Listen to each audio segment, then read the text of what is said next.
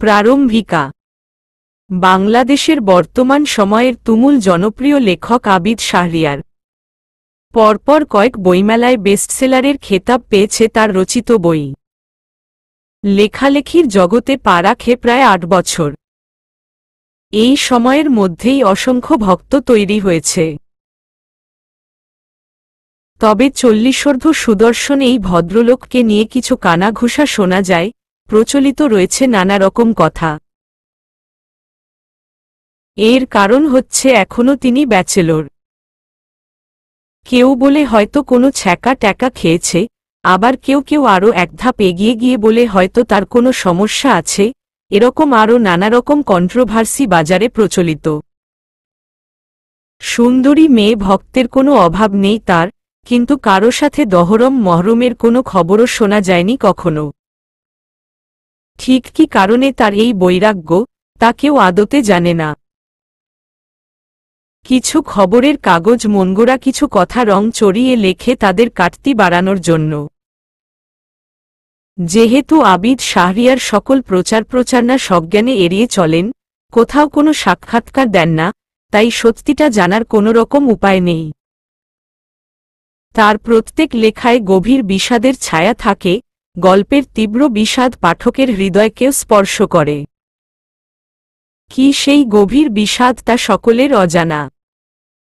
লেখায় বিষণ্ণতার ছাপ থাকলেও নিজের চারপাশে তুলে রেখেছেন রহস্যের দেয়াল। অনেক সাংবাদিক আঠার মতো পিছু লেগেছিল, অবশেষে হাল ছেড়ে দিয়েছে। কিছু সভা কিংবা সেমিনারে কথা বললেও ব্যক্তিগত বিষয়ে মুখে কুলু পাটা বরাবরই। তবে জনশ্রুতি আছে একসময় তিনি ফটোগ্রাফি করতেন, কিছু আন্তর্জাতিক ম্যাগাজিনের কাভারেও জায়গা হয়েছিল সেসবের। কিন্তু সহসা সব ছেড়েছুড়ে গায়েব হয়ে যান, ৩ বছর পর অজ্ঞাতবাস থেকে আত্মপ্রকাশ করেন লেখালেখিতে। কেন তার এই অজ্ঞাতবাস তা আজও বিশাল প্রশ্নবোধক হয়ে আছে সকলের কাছে। আশ্চর্যজনকভাবে প্রথম থেকেই পাঠকপ্রিয় হয় তার বই, আস্তে আস্তে ছুঁয়েছেন তুঙ্গস্পর্শী জনপ্রিয়তা। ১. অন্বেষা গভীর মনোযোগ দিয়ে নিজেরই লেখা একটা আর্টিকেল পড়ছিল ওর ডেস্কে বসে। পাশের ডেস্কে বসতে বসতে বন্ধুসম সহকর্মী আতিক বলল, অভিনন্দন, অন্বেষা। এই ফিচারটাও দারুণ হয়েছে। পত্রিকা থেকে মুখ না তুলেই বলল, ধন্যবাদ। তোমারটাও পড়লাম, আবিদ শাহরিয়ারের ইন্টারভিউটা। আতিক হেসে বলল, আর ইন্টারভিউ, এই লোক জীবনে কখনো সেটা দিয়েছে নাকি? এবার অন্বেষা মুখ তুলে নড়েচড়ে বসল, গলায় বিস্ময়। সে কি পুরোটা মনগড়া? তা নয়তো কি? বড় লেখক বলে মাটিতে পা পড়ে না, আকাশে হাঁটে। তুমি এইটা এখনো জানো না? গলায় ক্ষোভ। শুনেছিলাম এরকম কিছু একটা, কিন্তু আমাদের পত্রিকাতেও যে এরকম হয় এটা জানতাম না। আচ্ছা, এভাবে সবাই তার ইন্টারভিউ না করেই মনগড়া কথাবার্তা ছাপিয়ে দিচ্ছে, উনি তো চাইলে মামলা করতে পারেন, তখন কি করবে? পারেন, কিন্তু সেটা করবেন না। এই কয় বছরে না হলেও ৩০০-র উপরে ফিচার হয়েছে উনাকে নিয়ে, ভালো মন্দ মিলিয়ে। উনি ব্যবস্থা নেননি। আশ্চর্য। উনি কি এসব দেখেন না নাকি? তোমার কি মনে হয় উনি চোখে ঠুলি পড়ে থাকেন? সবকিছু উনার একটা ভরং আসলে। এভাবেই তো পাবলিসিটি বেশি হচ্ছে, নিজেকে তুলে ধরলে পাবলিকের আগ্রহ কমে যাবে না? অন্বেষা মাথা নাড়িয়ে দ্বিমত পোষণ করল। তুমি যাই বল, উনার লেখার গুণেই লোকে বই কেনে, শুধুমাত্র কৌতূহল থেকে নয়। ভদ্রলোক সত্যিকার অর্থেই ভালো লেখেন। তা আর বলতে। তবে যাই বল, এই লোক প্রচণ্ড দাম্ভিক, জার্নালিস্টদের মশা মাছি মনে করে মনে হয়। আগ্রহী হয়ে অন্বেষা বলে, যাই বলো, আমার কিন্তু এই লোকের ব্যাপারে জানার কৌতূহল বাড়ছে।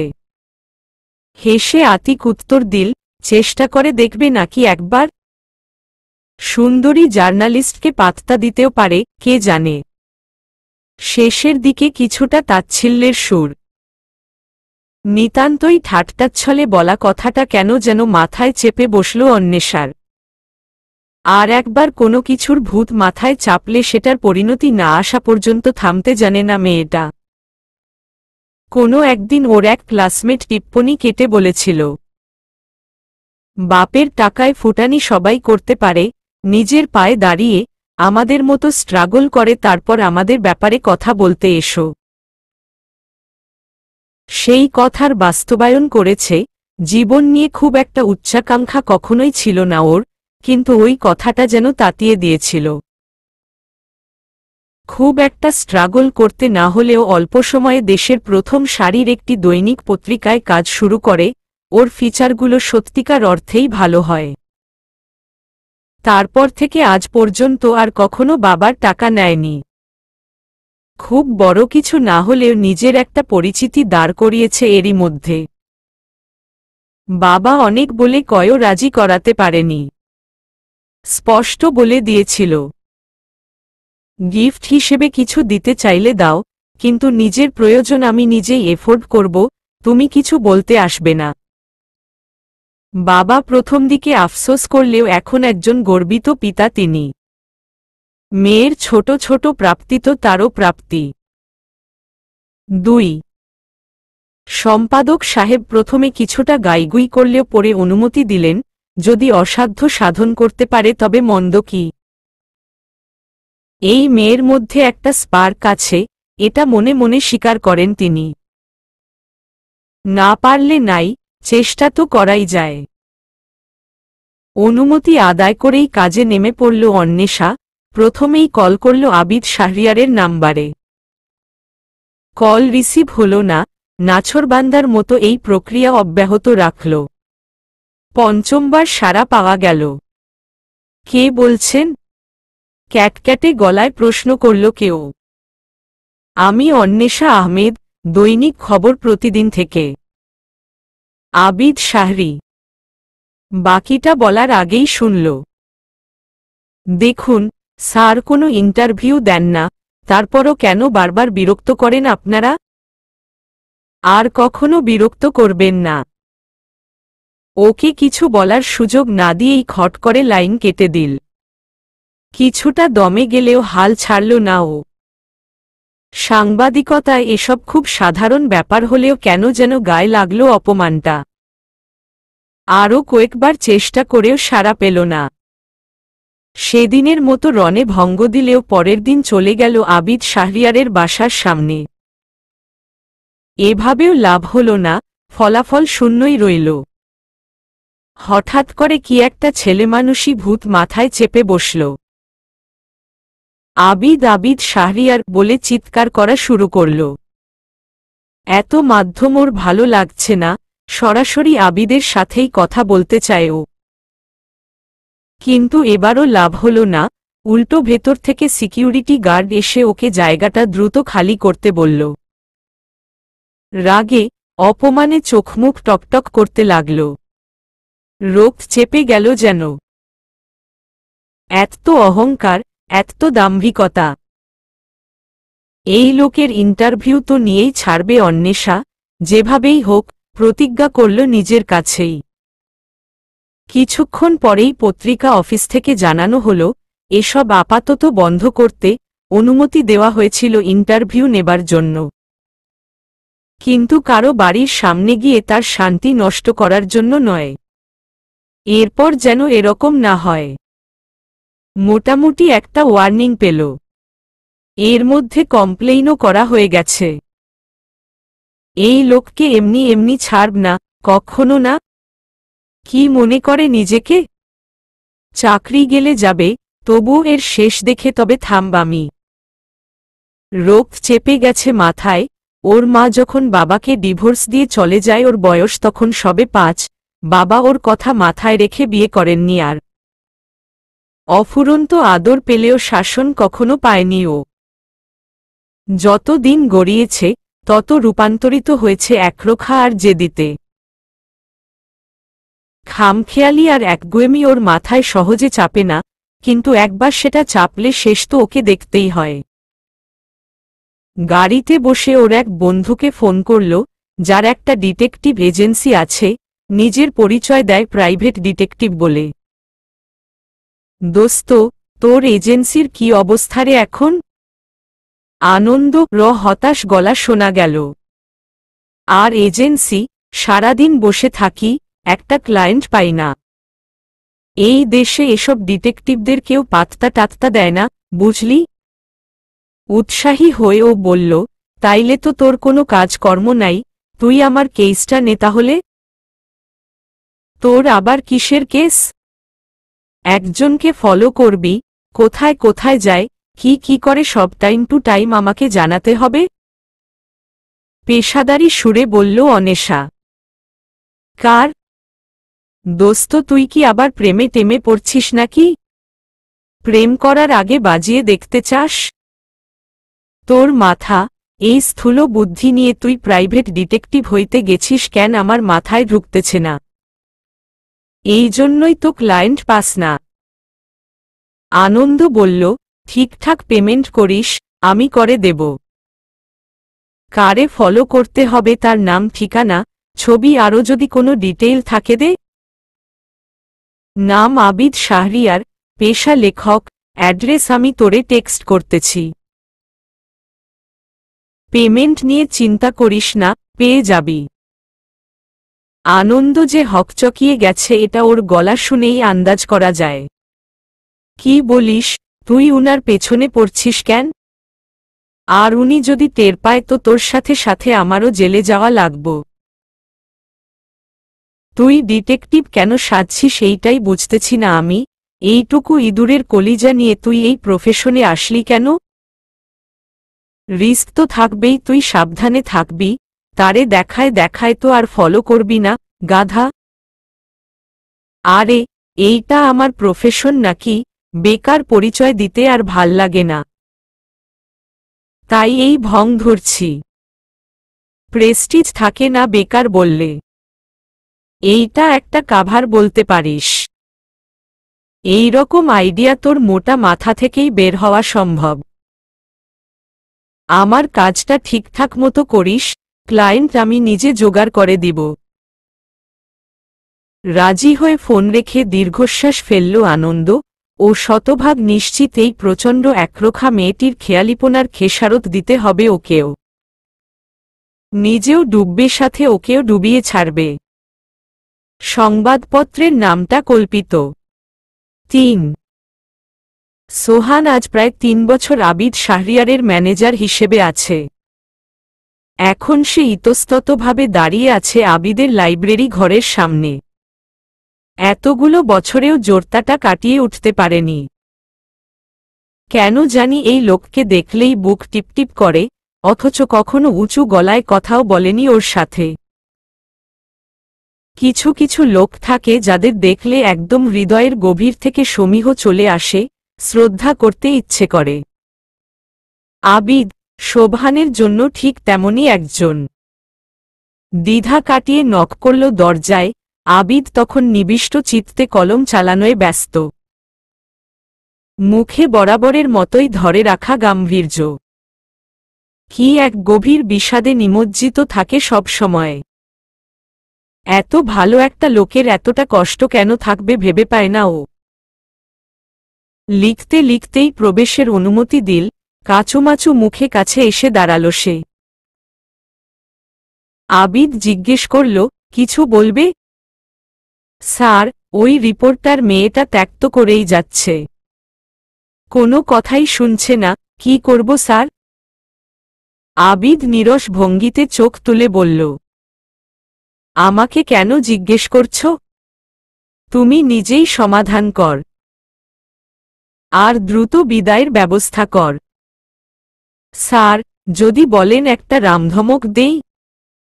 এরা ভালো কথার মানুষ না, থাপড়ায় বিদায় করতাম, কিন্তু তার ভাগ্য ভালো সে মেয়ে, তাই অল্পের উপরেই ছেড়ে দেওয়া লাগব, কি বলেন স্যার?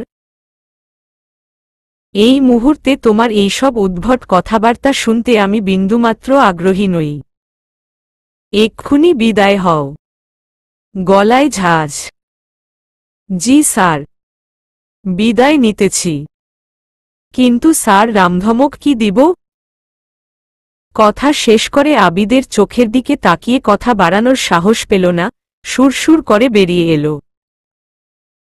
আবিদ এই ছেলেটিকে বেশ পছন্দ করে, একটু হম্বিতম্বি করলেও অত্যন্ত বিশ্বস্ত, নিশ্চিন্ত মনে ভরসা করা যায়, কিছুটা বোকাসোকাও। মেয়েটাকে বিদায় করার পরেও অনবরত ফোন করেই যাচ্ছে। কিভাবে এই মেয়েকে নিরস্ত করা যায় তাই ভেবে অস্থির সে। সোহান বেরিয়ে যাবার পরপরই একটা দীর্ঘশ্বাস ফেলে আবারও মগ্ন হল লেখাতে, যে লেখায় ঝরছে ওর হৃদয়ে জমানো গভীর বিষাদ। হৃদয় কি এক পাথর চাপা যন্ত্রণা ওকে অনবরত দগ্ধ করে। মর্মপীড়ায় পোড়ায় তীব্র অনুশোচনা। ক্ষণে ক্ষণে চোখে ভেসে উঠে কোনো এক অষ্টাদশীর অশ্রু সজল চোখ, যে চোখে ছিল তীব্র আকুতি আর গভীর চাওয়া। সেই অতল ভালোবাসা হাত বাড়িয়ে নেওয়া হয়নি তার, নিতান্ত অনিচ্ছায় কিংবা অপারগতায়। সেই ছিল শেষ দেখা। অপরাধবোধ দগ্ধ করে প্রতিনিয়ত, এতগুলো বছর ধরে এই দহন তার নিত্যকার সঙ্গী। 3 দিন পার হলেও আনন্দ এখনো উল্লেখযোগ্য কোনো খবর দিতে পারেনি। লেখক সাহেব নাকি বেরি হয় না। আনন্দকে লাগিয়ে রাখলেও নিজে হাল ছাড়েনি, অনবরত কল করেই যাচ্ছে অন্বেষা। এখন নিজের উপরেই বিরক্ত লাগছে, একটা ইন্টারভিউ নেবার জন্য এতটা ডেসপারেট হওয়া ওর ব্যক্তিত্বের সাথে যায় না। কিন্তু নিজের জেদ বজায় রাখতে হাল ছাড়েনি। নিজেকে কেমন যেন ছাচড়া মনে হচ্ছে। আশ্চর্য, এতটা হ্যাংলা তো কখনো ছিল না ও। ব্যর্থতা কি তা দেখেনি ও, দেখতেও চায় না। তাই এই লেগে থাকা। তার উপর ম্যানেজার ব্যাটার উপরে অতিরিক্ত মেজাজ খারাপ, এই মাথামোটা লোকটা ওকে আজকেও অনেক কথা শুনিয়েছে, আনন্দকে তাই এই লোকের উপরেও নজর রাখতে বলেছে। অফিস থেকেও জানিয়েছে ওরা কোনো সহযোগিতা করতে পারবে না। উল্টাপাল্টা কিছু করতে নিষেধাজ্ঞা দেওয়া হয়েছে, কোনো মামলার মুখোমুখি হতে চায় না কর্তৃপক্ষ। অন্বেষা মনে মনে বলে, কোনো দায় নেবে না, আবার ফলটা ঠিকই নিতে পারবে। ষষ্ঠ দিনের মাথায় আনন্দের ফোন পেল। শোন, তোর এই ইনভেস্টিগেশনের চক্করে খালি ঘুরতেছি, কাজের কাজ কিচ্ছু হচ্ছে না। একটু আগে উনার ম্যানেজার বের হয়েছিল, ওরে ফলো করলাম। সে একটা উইমেন ওয়েলফেয়ার ফাউন্ডেশনে গেছিল, হয়তো ডোনেশন দিতে।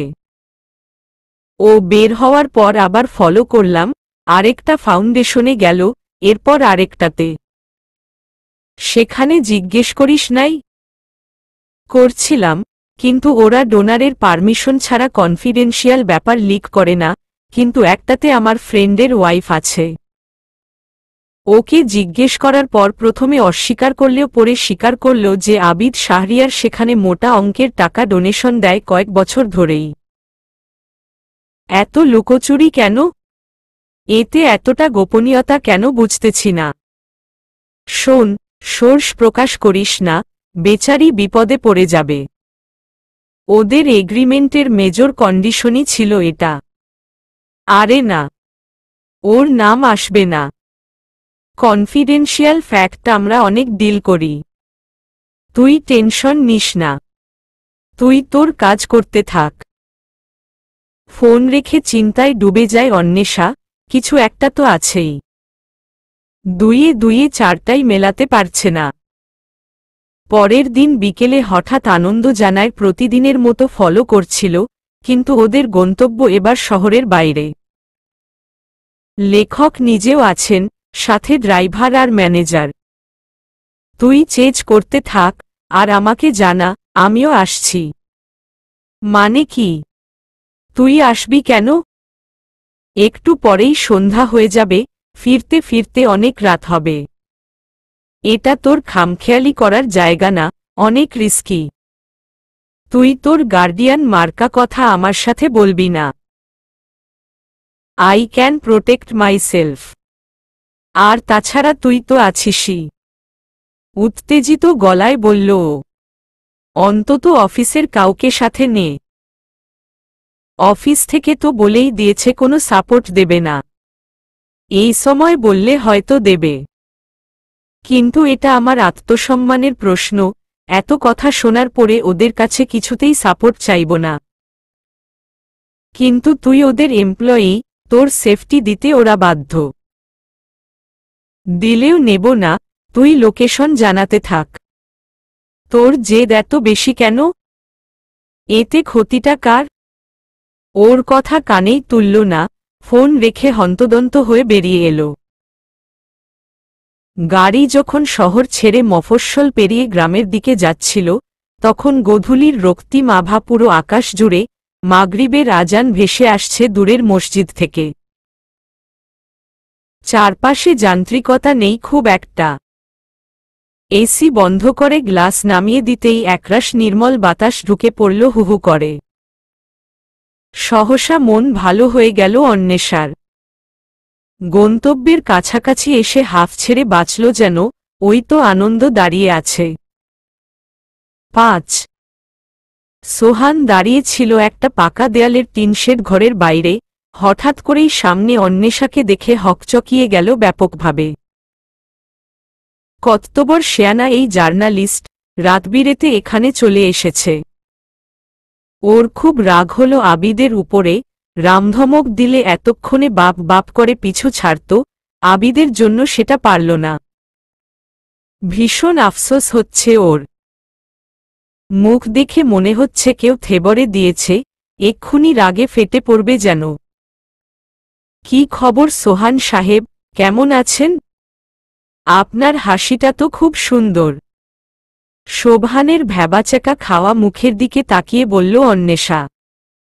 এই লোক ওকে কথা শুনিয়েছে, কিছুটা ফাপড় তো নেয়াই যায়।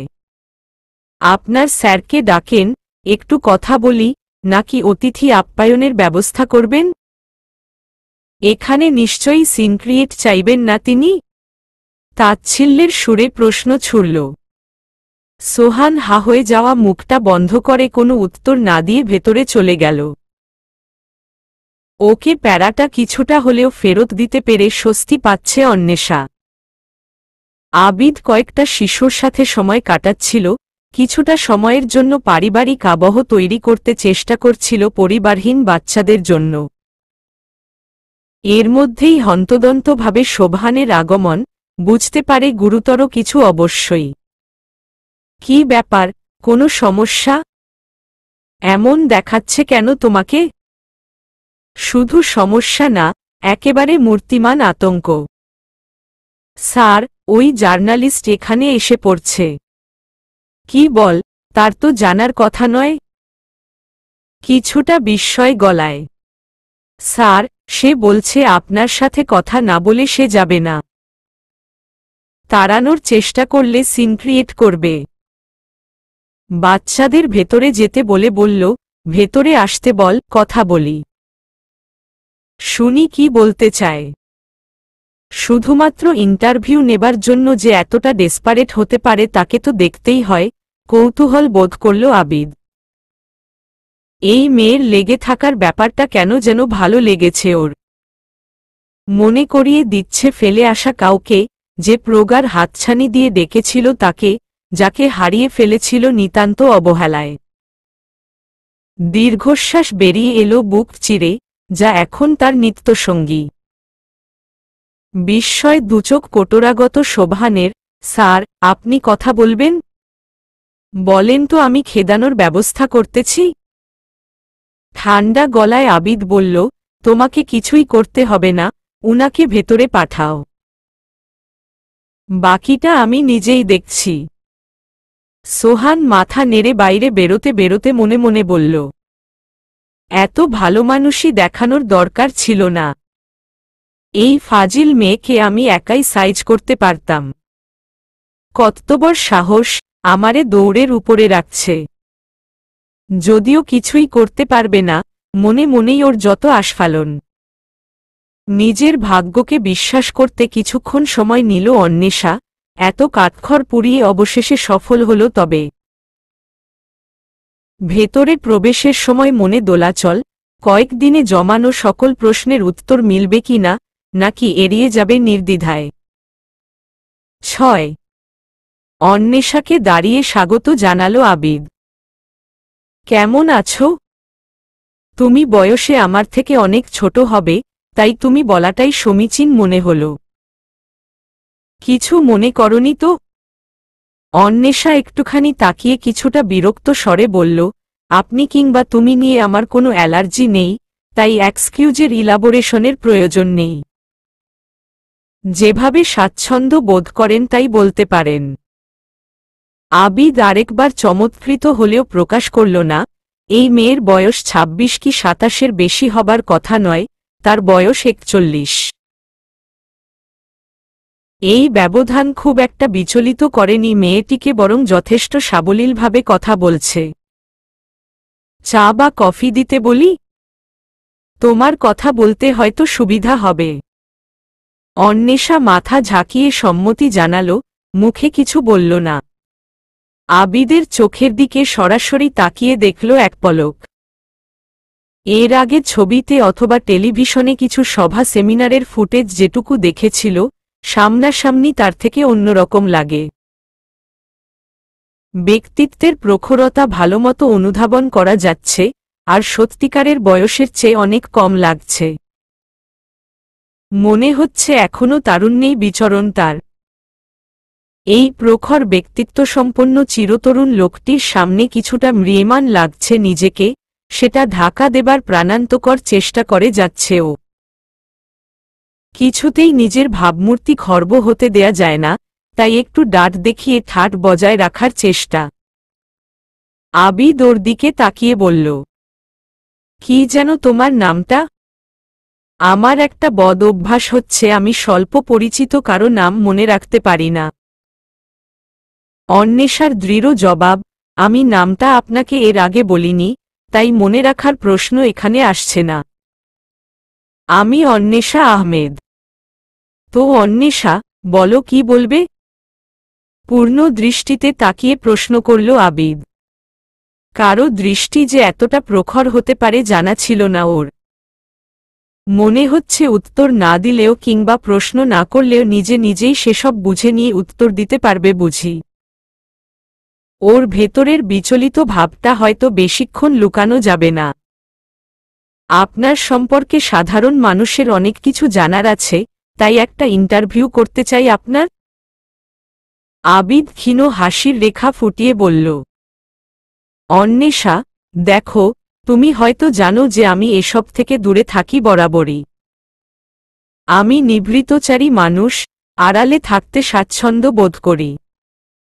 তোমাকে নিরাশ করতে হচ্ছে বলে আমি অত্যন্ত দুঃখিত।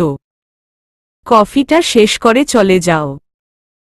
ঠোঁটের কোণের হাসিটা কিঞ্চিত বিস্তৃত এখন, অন্বেষা মুগ্ধ হয়ে তাকিয়ে আছে। এই লোকের হাসি এতটা মারাত্মক যে সহসা চোখ ফেরানো দেয়। কত শত তরুণী যে এই হাসিতে মরবে লোকটা নিশ্চয়ই এটা সম্পর্কে অবগত নয়। অবগত হলে এতটা গাম্ভীর্য ধরে রাখত না নিশ্চয়ই। কিন্তু পরমুহূর্তেই আবিদের বলা কথাটা বোধগম্য হল, আর মুগ্ধতা হাওয়ায় মিলিয়ে গেল। মুগ্ধতা সরিয়ে জায়গা দখল করে নিল ওর চিরন্তন আবেগী রাগ আর জেদ। তাহলে আমাকে ভেতরে কেন ডেকেছেন? তামাশা করার জন্য? আমি ইন্টারভিউ না নিয়ে এখান থেকে ফিরব না। হাসি ধরে রেখে আবিদ বলল, কিশোরী মেয়েদের মতো জেদ করছো কেন? এতটা ছেলেমানুষি করার বয়স কি তোমার আছে এখন? আমি অনেক কিছুই পারি, মানালো নাকি বেমানান হলো সেটা নিয়ে মাথা ঘামাই না। আপনি ইন্টারভিউ দেবেন, এটাই শেষ কথা। সাংবাদিকতার খোলস থেকে বেরিয়ে খেলনার জন্য বায়না ধরা শিশুর মতো আচরণ করছে ও।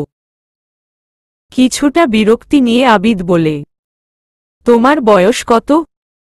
যতই হোক, কারো বয়স জিজ্ঞেস করা অভদ্রতা আপনার জানা থাকার কথা নয় কি? আরও অনেক কিছুই অভদ্রতা। এই যে তুমি এভাবে আমার পিছু নিয়ে চলে এলে, আমার প্রাইভেসি নষ্ট করলে, সেটাও অভদ্রতা। আমি ইচ্ছা করলেই লিগ্যাল অ্যাকশন নিতে পারি। আমি ইন্টারভিউ না দিলে তুমি আমাকে ফোর্স করতে পারো না, এটাও কোনো ভদ্রতা নয়। কঠিন স্বরে বলল আবিদ। দেখুন, একটা ইন্টারভিউই তো, দিলে কি এমন ক্ষতি হবে আপনার? কাতরতা ঝরল গলায়। শোন মেয়ে, এই কয়েকদিনে তোমার অনেক তামাশা সহ্য করেছি, কিন্তু এখন তুমি সীমা পেরিয়েছ।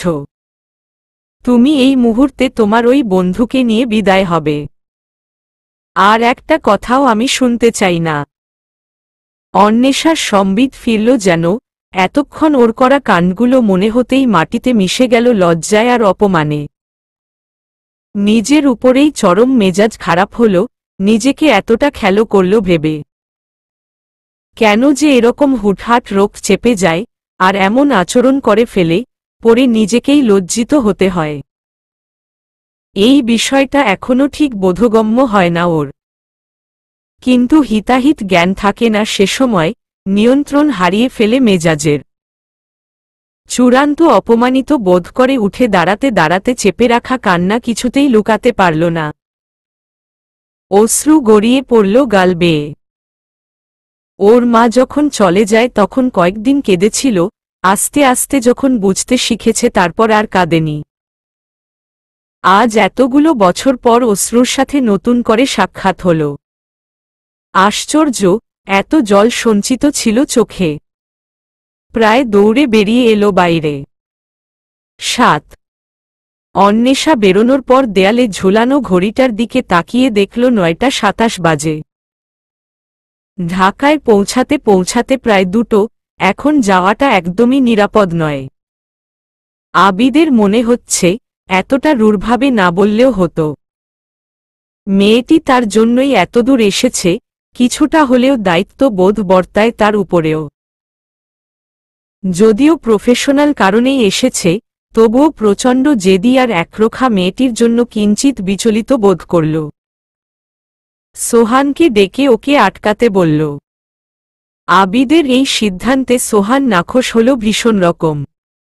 বলেই ফেলল, স্যার, আপদ যখন নিজে নিজে বিদায় হয়েছে, তারে আবার ইনভাইটেশন কার্ড দিয়ে নিয়ে আসার কি দরকার? তাছাড়াও মেয়েদের প্রধান অস্ত্রই হলো বিয়ে কান্নাকাটি। এরা আর কিছু পারুক আর না পারুক কিছু বললেই চোখ দিয়ে পানির কল চালু হয়। তুমি কি জানো যে তুমি বেশি কথা বল? উঠে জানালার পাশে দাঁড়িয়ে রাগত স্বরে বলল আবিদ। জি স্যার, জানি তো। আব্বা বলে সবসময়, মাও বলে, আরও। বাকিটা বলতে না দিয়ে দাঁতে দাঁত চেপে বলল, তোমার ফালতু কথা শোনার কোনো ইচ্ছে কিংবা সময় কোনোটাই নেই। দ্রুত যাও আর ওকে থামাও, বলো যে আমি ইন্টারভিউ দেব। দ্বিতীয়বারের মতো ওর চোখ কটোরাগত হল, ওর স্যারের মতিভ্রম হল কিনা বোঝার চেষ্টা করছে। আজ পর্যন্ত যেই সিদ্ধান্তে অবিচল থেকেছে আজ সেখান থেকে সরে এসেছে, তাও একটা ফাজিল মেয়ের কান্নাকাটিতে। এত ভালো হবার কি প্রয়োজন ছিল বুঝতে পারে না। কিন্তু ওর এখন কিছু করার নেই, এই লোকটাকে ও অতি পছন্দ করে, সমীহটাও এসেছে শ্রদ্ধা থেকেই। ভগ্ন হৃদয় তাই থামাতে যায় অন্বেষাকে। অন্বেষা গাড়ির কাছে দাঁড়িয়ে চোখের পানি মুছছিল, আর আনন্দকে খুঁজছিল আশেপাশে। হঠাৎ চোখ গেল শোভানের দিকে, হন্তদন্ত হয়ে ছুটে আসছে ওর দিকেই। হাঁপাতে হাঁপাতে এসে বলল, স্যার আপনাকে ভেতরে যেতে বলেছেন, উনি ইন্টারভিউ দেবেন। অন্বেষা সহসা কথাটা বুঝে উঠতে পারল না, কিছুটা সময় লাগল ব্যাপারটা অনুধাবন করতে। কতটা কাঠখড় পুড়িয়ে তবে এলো কাঙ্ক্ষিত সুযোগ। ভেতরে ভেতরে উল্লাসে ফেটে পড়লেও বাইরে প্রকাশ করল না। অপমানটা যে এখনো বড্ড তাজা। ভেতরে আসতেই আবিদ একটা স্বস্তির নিঃশ্বাস সন্তর্পণে গোপন করল। জার্নি করে এসেছ, নিশ্চয়ই ক্লান্ত, ফ্রেশ হয়ে কিছুক্ষণ বিশ্রাম নাও। ডিনার শেষে আমরা বসব বরং।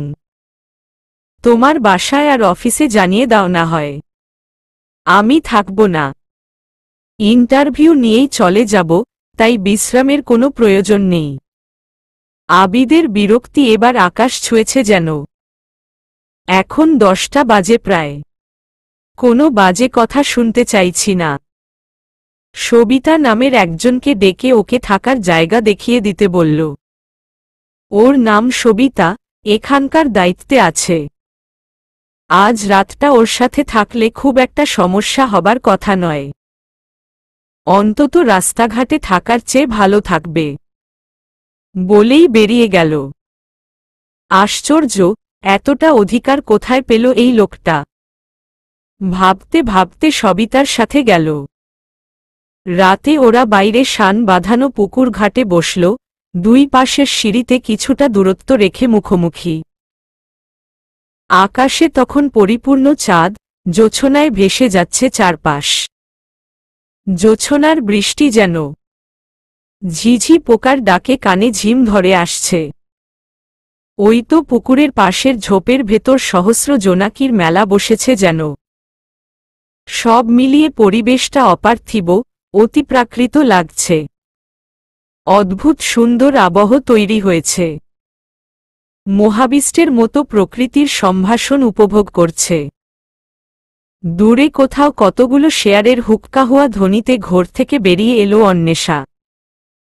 এই অদ্ভুত সৌন্দর্য উপভোগ করার সুযোগ করে দেবার জন্যই শুধু এই লেখক সাহেবের বৈরী আচরণ ক্ষমা করে দিল মনে মনে।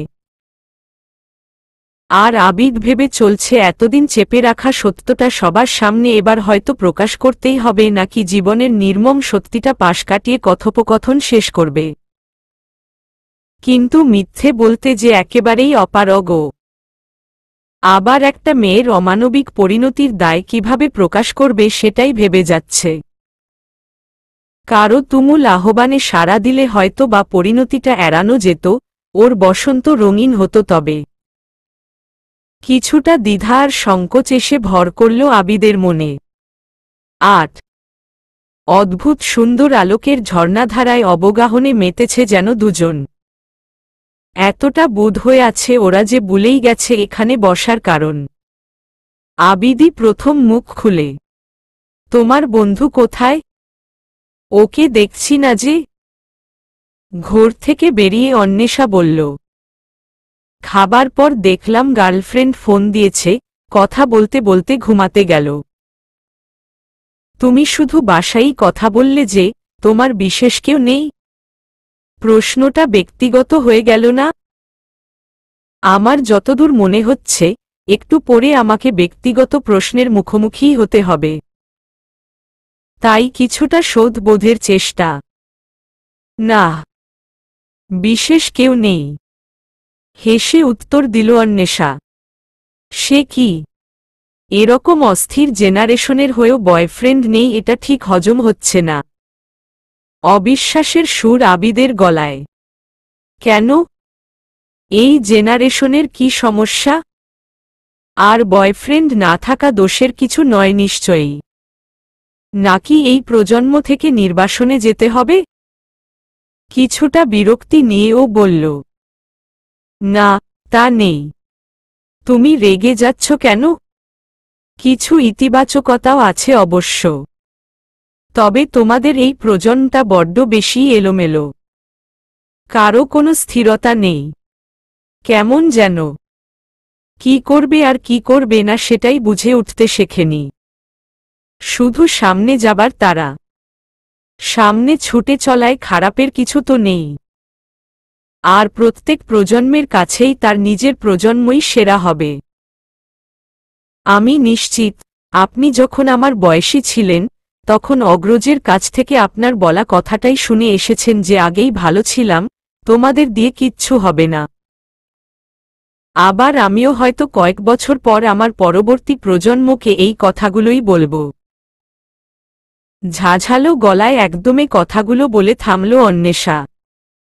আবিদ মুগ্ধ গলায় বলল, ভালো বলেছ তো। তোমাদের জেনারেশনের কনফিডেন্সটা আমার ভালো লাগে খুব। এই যে হুট করে আমার পিছু নিয়ে চলে এলে, আমরা হলে হয়তো এতটা সাহসী হতে পারতাম না। প্রসঙ্গ বদলালো ও আপনি জানতে চেয়েছিলেন বয়ফ্রেন্ড নেই কেন। আসলে ছিল একজন, ভার্সিটি লাইফের শুরুতে। রিলেশনশিপটা ওয়ার্ক করেনি। প্রথম দিকে ভালো চললেও মানিয়ে নিতে পারিনি দুজনেই। কিছুদিন পরেই যে যার আলাদা পথ বেছে নেই। পরে আর ইচ্ছে হয়নি কেন জানি। সাড়া পাইনি মন থেকে। এটাও এই জেনারেশনের একটা সমস্যা, সবকিছুতেই বড্ড তাড়াহুড়া, সামনে কি আছে বা পরিণতি কি হবে সেসব ভাবনা কম আসে মাথায়। ভালো লাগলো সম্পর্কে জোড়ালাম, ভালো লাগছে না তো ব্রেকআপ। কেন, আপনাদের সময় ব্রেকআপ হয়নি কারো? গলায় স্পষ্ট রাগের আভাস। হয়েছে, তবে এখন সেটার মাত্রাটা বেড়ে গেছে। সবশেষে তালগাছ আপনারই, তাই তো? অনেশার বলার ধরনে হেসে ফেলল আবিদ। আমরা কি প্রসঙ্গে ফিরতে পারি? রাত বাড়ছে। অন্বেষাও হালকা আলাপ থেকে বেরিয়ে মুহূর্তেই নিজেকে আবৃত করে নিল তুখোড় সাংবাদিকের খোলসে। আপনাকে নিয়ে লোকের কৌতূহলের শেষ নেই। এই যে এতগুলো বছরে এতটা নাম, খ্যাতি, যাদের জন্য লিখেন তাদের জন্য নিজেকে কখনো সামনে আনেননি, শুধু কিছু সেমিনারে মোটিভেশনাল স্পিচ দেয়া ছাড়া। নিজেকে এতটা রহস্যে মোড়ে রেখেছেন কেন?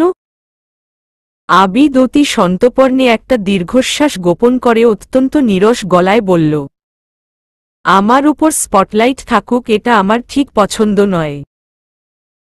তুমি আমাকে নিয়ে যেই বিশেষণগুলো যোগ করলে, রহস্যাবৃত আরও কি, আমি এরকম কিছুই নই, অতি সাধারণ এক নিভৃতচারী মানুষ। ভেতরে ভেতরে চটে গেলেও পরের প্রশ্নে চলে গেল, আমি যতদূর জানি, আপনি ফটোগ্রাফি করতেন, আপনার তোলা সেসব ফটো বিশ্বের বড় বড় কিছু ম্যাগাজিনেও আছে। সেগুলো দেখলেই আন্দাজ করা যায় আপনি কতটা প্যাশনেট ছিলেন। যখন মাত্রই ক্যারিয়ার এগুতে শুরু করেছিল, তখন সব ছেড়ে ছুড়ে চলে এসেছিলেন কেন? এক জিনিসে বেশিদিন আগ্রহ পাই না তাই।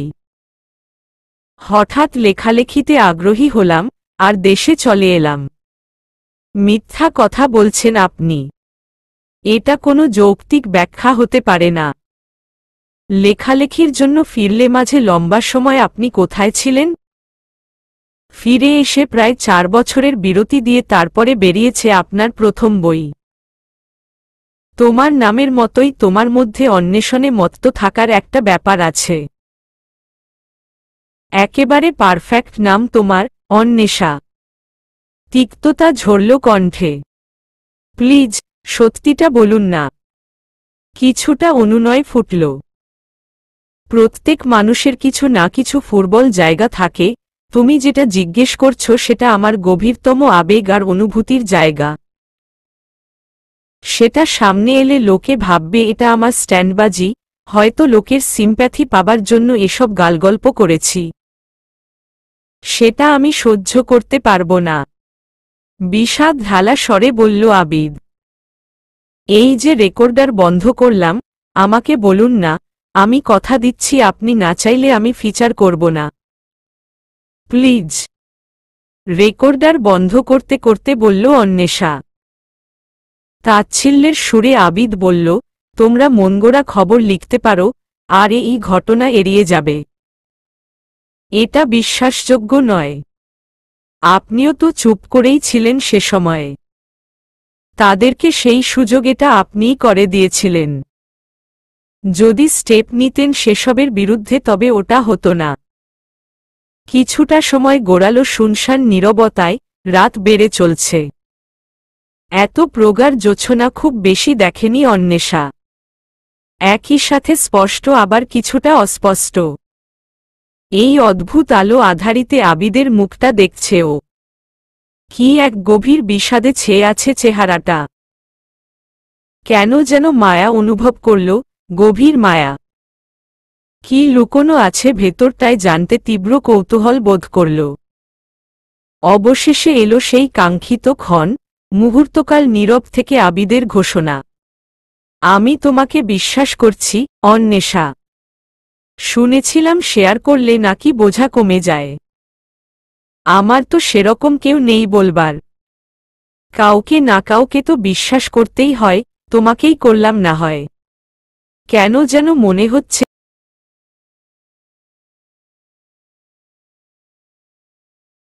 যায়। আমি আমার সর্বোচ্চ চেষ্টা করি বিশ্বাস রাখার। অভয় দিল অন্বেষা। আবিদ খুলে দিল ওর হৃদয়ের বন্ধ প্রকোষ্ঠ, প্রকাশ করতে চলল চেপে রাখা সত্যটা, যা এতদিন সযত্নে সংরক্ষিত ছিল ওর একেবারেই হৃদয়ের গহীন অরণ্যে। নয়। তারুণ্য দীপ্ত, প্রাণোচ্ছল আবিদ তখন সদ্য পড়াশোনা শেষ করে চাকরির জন্য চেষ্টারত, সাথে শখের ফটোগ্রাফি। সারা দেশ প্রায় ছসে বেরিয়েছে দৃষ্টিনন্দন কিছু ক্যামেরায় ধারণ করতে। ও বুঝতে পেরেছে ৯টা-৫টা চাকরিতে ওর পোষাবে না, যেখানে মনের খোরাক জোগাবে না সেটা ওকে দিয়ে হবে না। প্রথাগত জিনিসে যেন বরাবরই বড্ড অনীহা চির দুর্বিনীত এই তরুণের। ফটোগ্রাফার হিসেবেই নিজের ক্যারিয়ার গড়তে চায় ও। কিন্তু সে সময় এটা প্রফেশনাল পর্যায়ে যায়নি সেভাবে, কিংবা গেলেও সুযোগ সীমিতই ছিল। তাই দেশের বাইরেও চেষ্টা করছিল।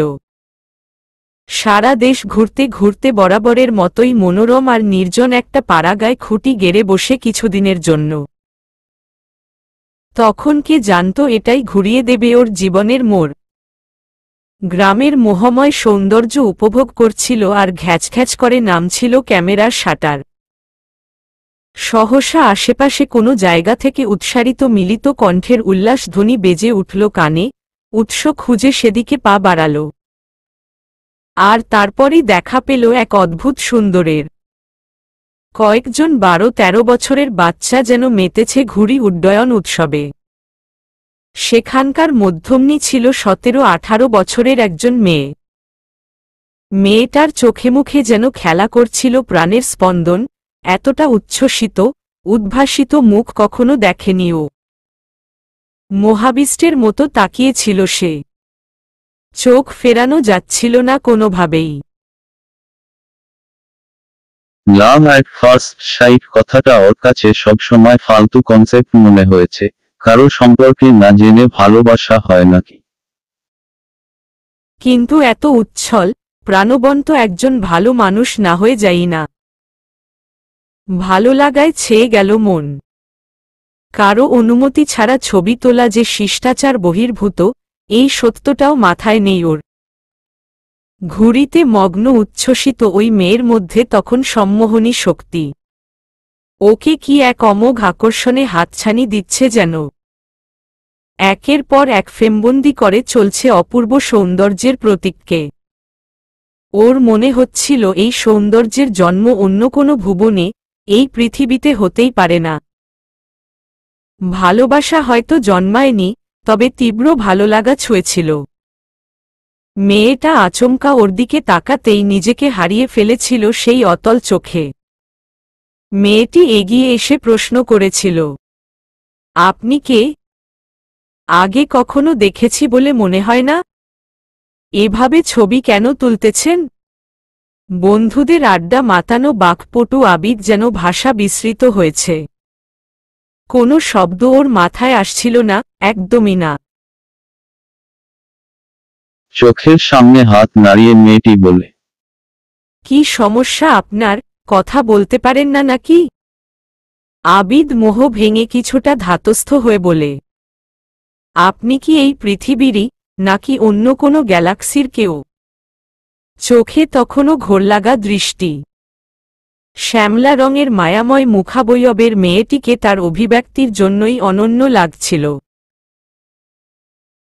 অসন্তোষ খেলে গিয়েছিল ওর চোখে মুখে। ফাজলামো করেন? ছবি কেন তুলেছেন সেটার উত্তর দেন। অনুমতি নিছেন আমার? কড়া গলায় বলে ও। চোখের দৃষ্টিতে যেন অগ্নিগোলক নিক্ষিপ্ত হচ্ছে ওর দিকে, যে আগুনে ভস্ম হয়ে যাবে আবিদ। কিছুটা অপ্রস্তুত হয়ে আবিদ বলে, আসলে আমি ফটোগ্রাফার, এখানে কিছুদিন আছি। ছবি তোলার জন্য ঘুরছিলাম, হঠাৎ আপনাকে আর বাচ্চাদের ঘুড়ি উড়াতে দেখলাম, কম্পোজিশনটা দারুণ ছিল, অনুমতি নিতে গেলে ন্যাচারাল জিনিসটা হারাতো। তাই এভাবেই। জীবনে কখনো এতটা অপ্রতিভ হয়নি ও। তাই এভাবেই ছবি তুলে ফেলবেন? সামান্য কার্টেসি দেখাবেন না? যত সব। দেখি, ক্যামেরাটা দিন তো। স্পষ্ট ঝাঁজ। জীবনে কিছু ঠিক কাজের মধ্যে এটা একটা মনে হচ্ছিল ওর। কিন্তু মুখে বলার সাহস পেল না।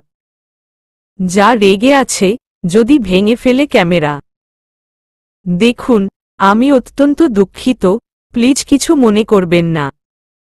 আমি শুধুই ভালো লাগা থেকে তুলেছি ছবিগুলো। আমার অন্য কোনো উদ্দেশ্য নেই, বিশ্বাস করুন। কাতর গলায় বলল আবিদ। সন্নিগ্ধ চোখে কিছুক্ষণ পর্যবেক্ষণের পর আবিদকে বিশ্বাস করাই স্থির করল মেয়েটি। আমার নাম অতসী। এখানকার চেয়ারম্যান আমার বাবা। উল্টাপাল্টা উদ্দেশ্য থাকলে ভুলে যান সেটা। নতুন এসেছেন এই এলাকায়, তাই এবারের মতো মাফ করলাম, পরের বার কিন্তু আর কোনো ভুল করবেন না, পরিণতি ভালো হবে না, না আপনার আর না আমার। কথা শেষ করেই হনহনিয়ে চলে গেল অতসী, পেছনে রেখে গেল এক মোহাবিষ্ট তরুণকে। চলবে।